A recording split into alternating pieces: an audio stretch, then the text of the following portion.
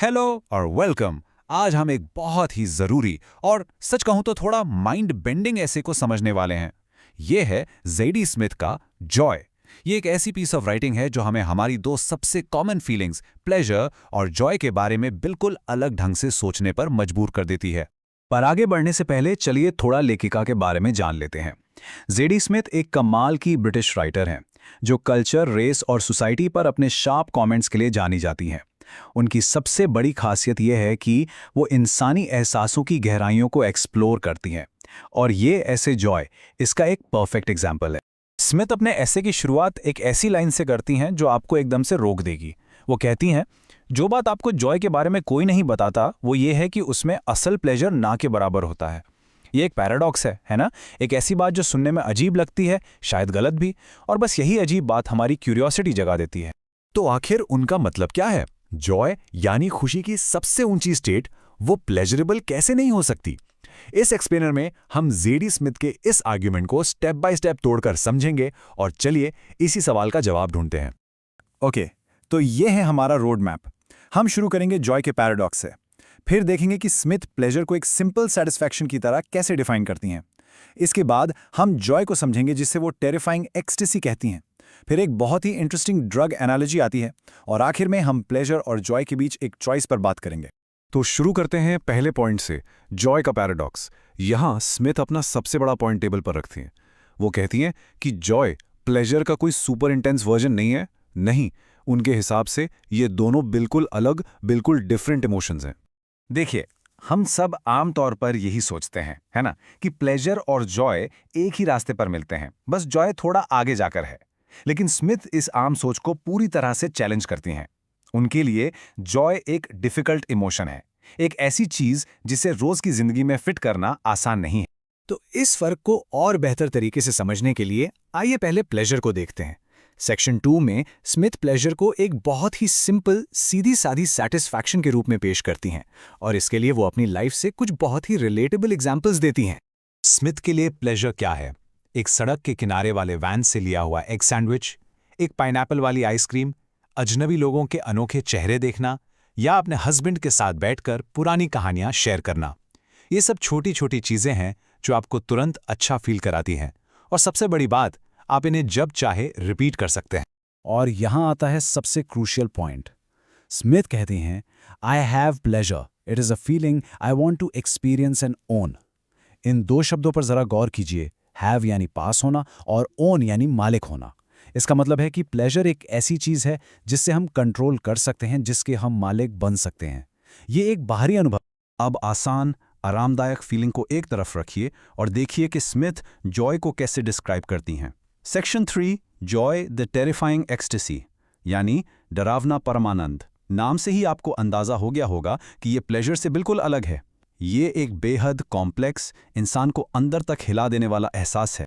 ये है स्मिथ की डेफिनेशन। जॉय एक अजीब सा मिश्रण है टेरर यानी डर का, पेन यानी दर्द का, और डिलाइट यानी खुशी का। और ये सब मिलकर हमें कुछ ऐसा देते हैं जिसमें प्लेजर ना के बराबर होता है। एक मिनट सोचिए इस बारे में। एक ही एहसास में डर भी है, दर्द भी, और खुशी भी। ये उस आसान से प्लेजर से कितना अलग है ना? और इस एस्से का दिल, इसका कोर इसी फर्क में है। प्लेजर के लिए स्मिथ ने कहा, आई हैव प्लेजर, मैं प्लेजर रखती हूं। लेकिन जॉय के लिए वो कहती हैं, आई वॉज जॉय, मैं ही जॉय बन गई थी। देखिए, आप प्लेजर के मालिक होते हैं, पर जॉय आपको पूरी तरह कंज्यूम कर लेता है।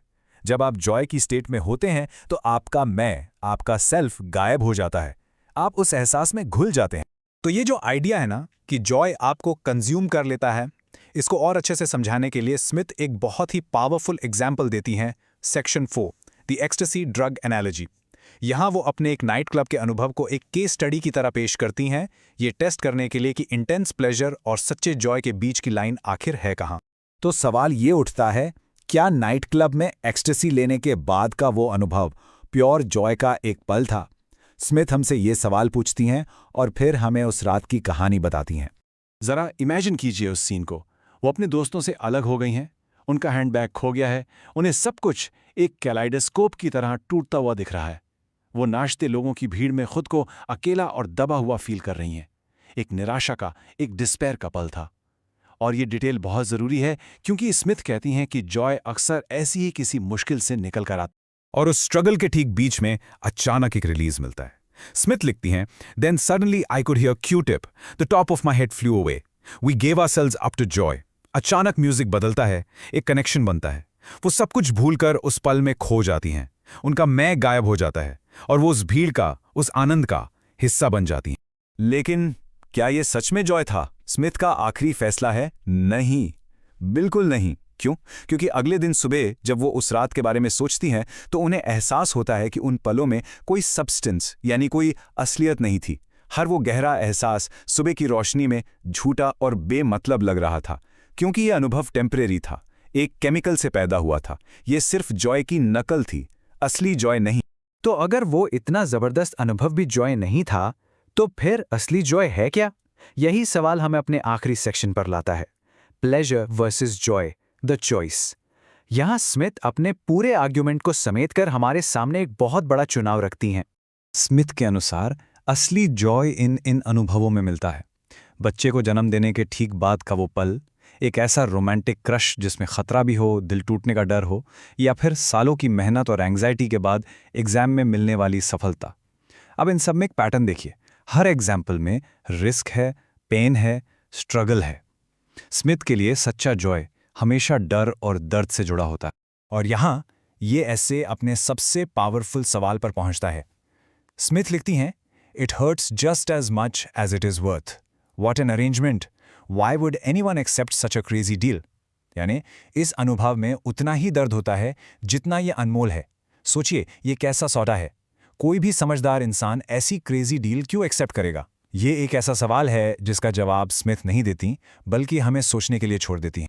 तो इस पूरे एनालिसिस का टेक अवे क्या है? यही कि प्लेजर आसान है, वो प्रिडिक्टेबल है, हमारे कंट्रोल में है, जबकि जॉय एक बहुत बड़ा रिस्क है। इसमें दर्द है, डर है, पर इसके बदले में ये एक ऐसा अनुभव देता है जो प्लेजर से कहीं ज्यादा गहरा और ट्रांसफॉर्मेटिव है। तो सवाल आपके लिए है, आप कौन सा रास्ता चुनेंगे, आसान प्लेजर या मुश्किल जॉय? उम्मीद है आपको ये एनालिसिस पसंद आया होगा। ऐसे ही और लिटरेरी एक्सप्लेनर्स के लिए सब्सक्राइब करना ना भूलें। देखने के लिए बहुत बहुत शुक्रिया।